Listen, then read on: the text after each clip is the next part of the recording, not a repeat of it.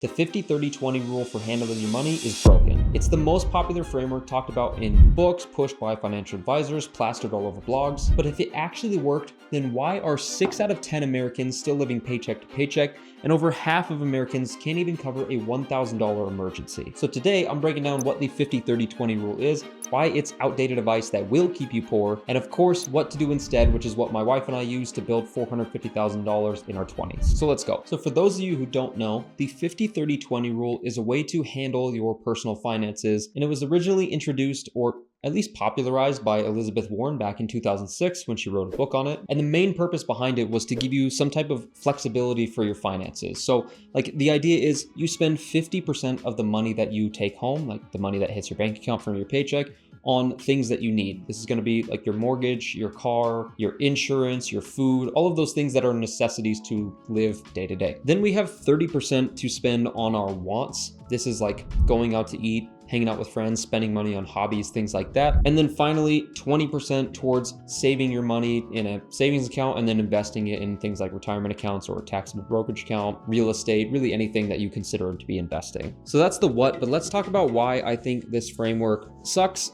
And I don't think it's going to work for the average everyday person today. I'm gonna make this very simple using an example with the median salary of about $61,000 per year. After tax, that's gonna look a lot more like $48,000, which means the money that's actually hitting your bank account is gonna be around $4,000 per month. So if that's our starting point, and we need to split this up between 50% needs, 30% want, and 20% savings, this is how it's gonna look. So when we break it up, that means we have $2,000 that we're gonna spend on our needs, $1,200 that we're spending on wants, and then $800 that we're saving, and we're actually splitting that up between savings and investing. Where's the problem here? I hope it should be obvious to you if you have to pay any type of bills right now, if you have a job, and you know how expensive things have gotten, especially over the last 3 or 4 years specifically. It feels like everything has just kind of blown up in price. And the main ones for me that I've experienced are like mortgage payment and groceries specifically. If you try to own a home right now on the median salary, this is right in the middle, right? We're not using average. Average is going to be pulled up by the ultra wealthy people. So the median is a lot more representative of what the average American person makes. And if you were to make the median salary and try to buy a house,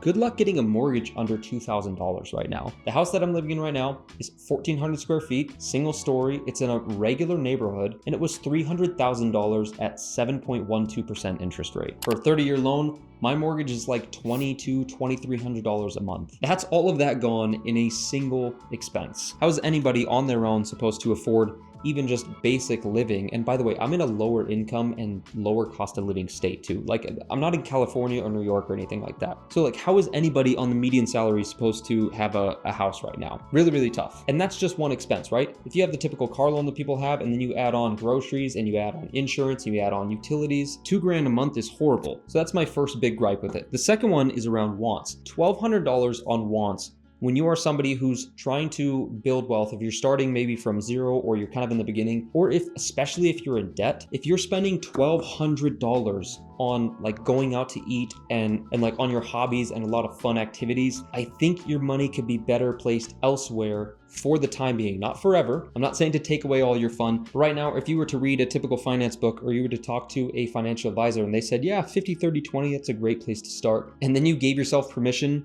to just go have fun with $1,200 a month when you're in debt to your car, maybe you have student loan debt. I think it's gonna be really, really hard to get ahead financially and to save up even like $10,000, $20,000, $50,000. And I see this all the time in my comments on YouTube, TikTok, Instagram, specifically from younger people. They're wondering how they could possibly ever get ahead in an economy like this. And it's no surprise to me. If you're making decent money and then you follow typical advice like spend 30% on wants, I mean, good luck. Good luck ever having money set aside to save or invest. So this is like my number one issue. I don't know why this marker sucks. But this is my number one issue with the 50-30-20 rule. For people who are in debt or just starting at zero and you really want to actually reach financial freedom, you don't want to wait until you're in your 60s to have a couple $1,000,000 and then you have no energy to spend it all. This is the problem right here. $800 on savings and investing, but $1,200 on wants that are not, by definition, they are not needs, I think is a really bad way to do it. And I think you're just going to get yourself stuck in the cycle of living paycheck to paycheck, like 6 out of 10 people are. And if you're watching this video right now, I would imagine that you don't want to be like the average American. You want to get further ahead. You want to make a little bit more money. You want to build your wealth. And so let's talk about a better way to do that. So here's the system that I've used that I think is a much better way to do it. And like I said, this is what helped my wife and I save and invest $450,000 in the last like roughly 5.5 years. I'm 29, she's 25 right now. And I think you need to be very flexible depending on the state of life that you're in currently. So for us right now, where we're at, this wasn't always the case, but for the majority of our marriage and for the past 5.5 years, we've followed more closely to a 60-40 rule. Now, I want to be clear, we have 2 incomes and we keep our expenses very low, so we're able to do this. But we've done the 60-40 rule, which says needs and wants are sitting right around here, and then saving and investing sits around 40%. I'm going to be using these magnets to kind of illustrate how this should be flowing and changing depending on the stage of life that you're in. So the 50-30-20 rule looks like this, right? 50% needs, roughly 30% is around here, and maybe let's say 20% saving and investing. But again, if you make the median income, we already know that this doesn't work.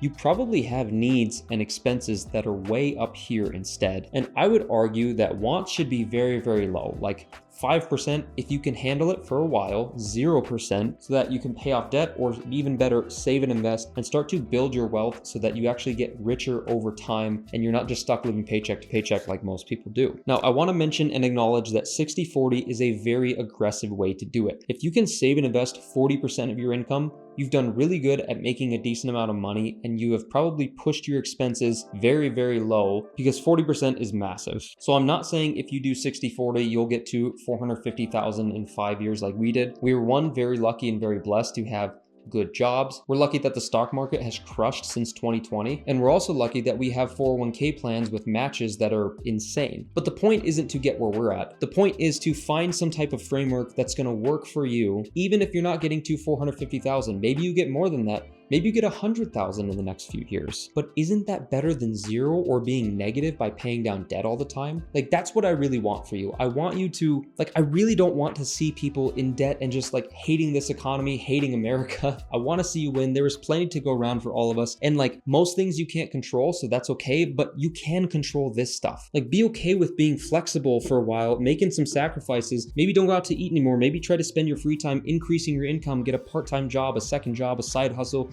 start a business of some sort, really anything that you can do to increase your income so that the percentage of money that you're spending on needs decreases and that you can increase your saving and investing as much as possible, especially if you're young. If you're young, you have time on your side, and there's nothing better in the investing world than having loads of time ahead of you to let that money grow. Another framework that I like that's better than 50-30-20 is 70-20-10.